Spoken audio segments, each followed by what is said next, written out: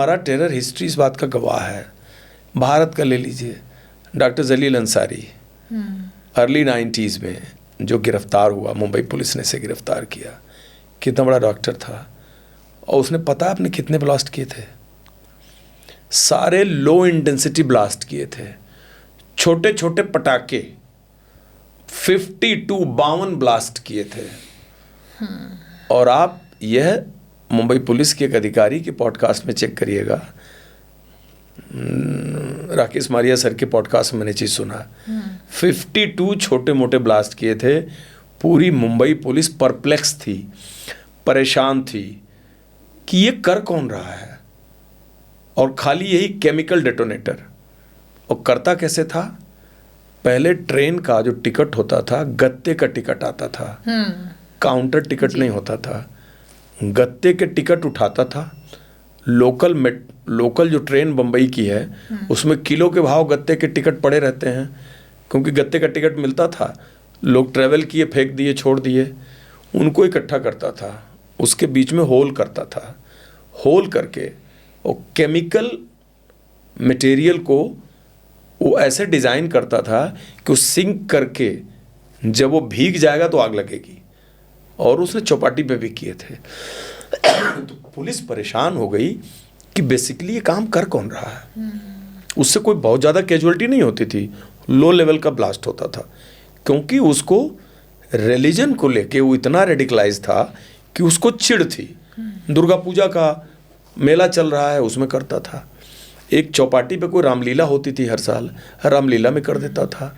कोई 2-4 लोग मरते नहीं थे, बट वो करता था क्योंकि उसमें उसको प्लेजर मिलता था। समझ गए, लोगों को परेशान तो कर ही रहे हो, डरा तो रही हो आप। उसके बाद पीर भाई, जो आप एक टेक्नोक्रेट आईसिस आइडियोलॉजी का पकड़ा गया था मुंबई में, वो ऑनलाइन रेडिकलाइज हुआ था। He was a highly qualified technical person जो गिरफ्तार हुआ था। एक अलुमर के चीफ को मैंने पकड़ा था, जो हिंदुस्तान, जो कि एरोनॉटिकल में इंजीनियरिंग देहरादून से कर रहा था। एक Pakistani terrorist Jammu Kashmir freedom force का मैंने चीफ पकड़ा था। इकोनॉमिक्स में मास्टर था, पीएचडी कर रहा था सियालकोट से।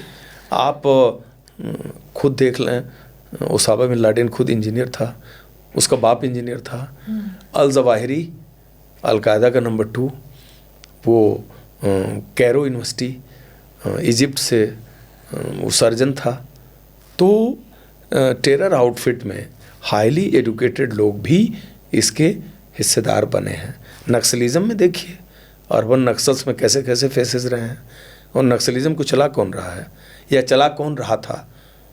आप क्या समझ रही हैं फुट सोल्जर चला रहे थे? नहीं, जो अर्बन माइंड है, जो ह्यूजली आइडियोलॉजिकली बिल्कुल डिफरेंट है, जिनके दिमाग, जिनके मन में एक नक्सल विचारधारा है और जो एंटी सिस्टम है, वो लोग चला रहे थे। जिसमें प्रोफेसर, बहुत बड़े बड़े विद्वान, डॉक्टर्स उस मॉड्यूल का पार्ट रहे हैं। ये बताइए कि सुसाइड बम्बर कैसे तैयार किए जाते हैं? सुसाइड बम्बर देखा जाए तो ये आइडियोलॉजी की पराकाष्ठा है जी। पराकाष्ठा ये है कि सुसाइडर को जब यह एहसास हो जाए कि जो हमारा रिलीजन है ना, वही हमारा वे ऑफ लाइफ है, हमारा जो धर्म है वही वे ऑफ लाइफ है, और वे ऑफ लाइफ शताब्दियों तक नहीं चेंज होगी, क्योंकि जो धर्म हमारा 1400 साल पहले बोलता है वही वे ऑफ लाइफ है। यानी कल को आप 22nd सेंचुरी में चले जाएं, 25th सेंचुरी में भी चले जाएं, तो भी वे ऑफ लाइफ को आप अपने रिलीजन से कनेक्ट करेंगे तो ये कन्फ्लिक्ट दिमाग में होगा।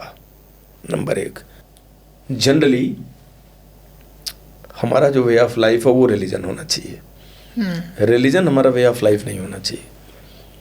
अब उनको कैसे रेडिकलाइज करते हैं ये, उसमें क्या है कि जो धार्मिक किताब में लिखी हुई चीज़ है उसका रॉन्ग इंटरप्रिटेशन, उसको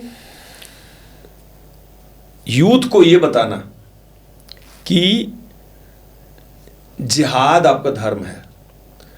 जब समाज के इतने बड़े बड़े लोग जिहाद को धर्म बोल रहे हैं, अभी 24 घंटे 48 घंटे पहले का बयान है, आप इंटरव्यू ले रहे हैं, इसके 2 दिन पहले का बयान है।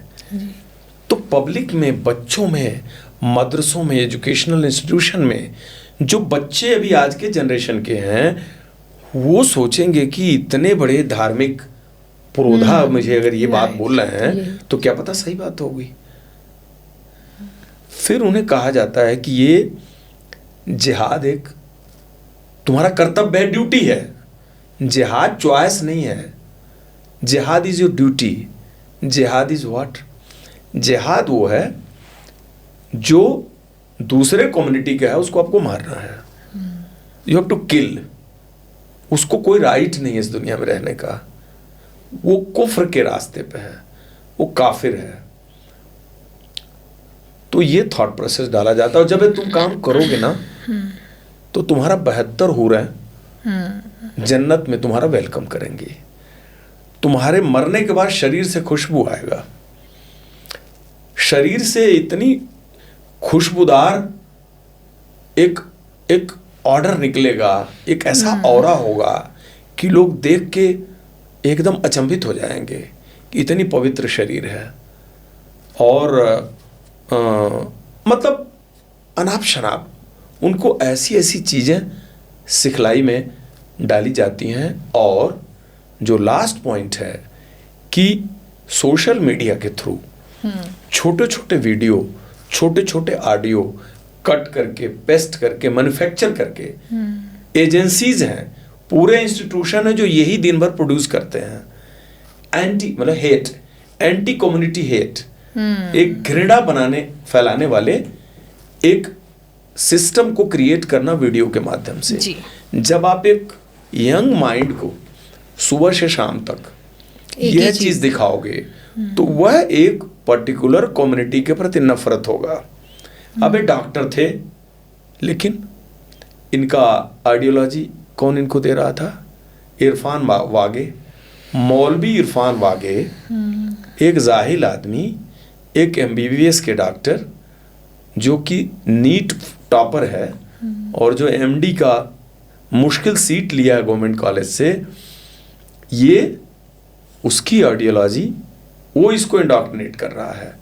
मतलब आपकी इतनी पढ़ाई लिखाई गई भाड़ में और आपको असली ज्ञान वो दे रहा है जो एक जाहिल आदमी मदरसे में बैठ के और धार्मिक किताब के गलत पहलू को आपको गलत कंटेक्स्ट में सिखा रहा है।